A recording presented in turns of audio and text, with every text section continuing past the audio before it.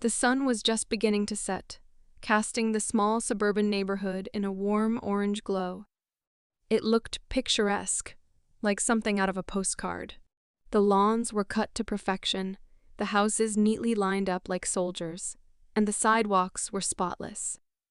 But there was something beneath the surface, a tension that lingered in the air. Thick and suffocating Jamal Carter stepped off the bus, the hiss of its brakes breaking the silence. He adjusted the strap of his worn leather bag over his shoulder and looked around. The neighborhood was dead quiet. Every window seemed to have a shadowed figure peeking from behind curtains. Every porch light flickered on, as if by some unspoken agreement knew where he was. Cedarwood Heights, a predominantly white neighborhood, infamous for its unspoken rules. It was the kind of place where time seemed to have stood still, clinging stubbornly to the ghost of the 1960s. Jamal had been warned not to set foot there, but he wasn't one to be scared off by rumors. He had a job to do, and he wasn't going to let whispers or stares stop him as he walked past the rows of houses. He could feel the weight of their gazes.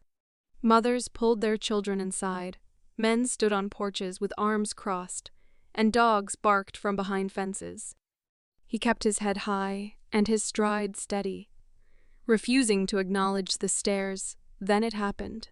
At the corner of Pine and Maple, a commotion broke out. A young black teen, no older than 16, was cornered by two older black men. Jamal froze. The two men were shouting, their voices low and threatening. The teen looked terrified, clutching a small backpack to his chest. Jamal didn't know the backstory, but instinct kicked in. He dropped his bag and sprinted toward them. The neighborhood froze. The white residents, who had been watching Jamal like hawks, now stared in shock as the scene unfolded. Hey, Jamal's voice cut through the tension like a knife as he stepped between the men and the kid. "What the hell are you doing?" The two men turned to him, their expressions hard and unrelenting. "This ain't your business, man." "Walk away. It is now," Jamal said, his voice steady. "You're going after a kid." "That's my business." The teen looked at Jamal with wide, desperate eyes, clutching his bag tighter. The men didn't back down. One of them stepped forward, getting in Jamal's face. "You think you're some kind of hero?" The man sneered. "You don't know what's going on here. I don't need to," Jamal shot back. "You're two grown men threatening a kid. That's all I need to know." The tension was electric. The neighborhood watched, frozen in place. Jamal could feel their eyes on him, but he didn't care. His focus was on de-escalating the situation, and then, to everyone's shock, one of the men swung at him. Jamal dodged, his reflexes sharp, and countered with a swift move that knocked the man off balance. The other man lunged, but Jamal was ready.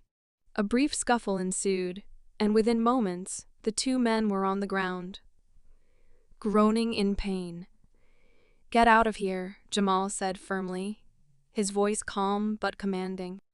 The men hesitated but eventually scrambled to their feet and fled, casting hateful glares over their shoulders. Jamal turned to the teen, who was still clutching his backpack. "You okay?" he asked gently. The boy nodded, his voice barely above a whisper. "Thank you." Jamal picked up his bag and started walking the boy to safety.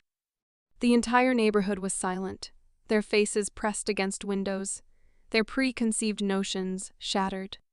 For years, they had painted black men with the same broad, ugly brush, assuming the worst, clinging to stereotypes. But now, they had seen something they couldn't unsee. A black man stepping in to protect a child, standing up for what was right, even when it meant putting himself at risk. Epilogue: the story of that night spread like wildfire. Cedarwood Heights was forced to confront its own biases, its own ugliness. Jamal became a polarizing figure. Some hailed him as a hero, while others clung stubbornly to their hate. But for Jamal, it wasn't about being a hero. It wasn't about proving anyone wrong. It was about doing the right thing, no matter the cost, and for the first time in decades. Cedarwood Heights began to change. It wasn't overnight, and it wasn't easy. But the cracks in the foundation had been exposed, and through them, the light began to shine in.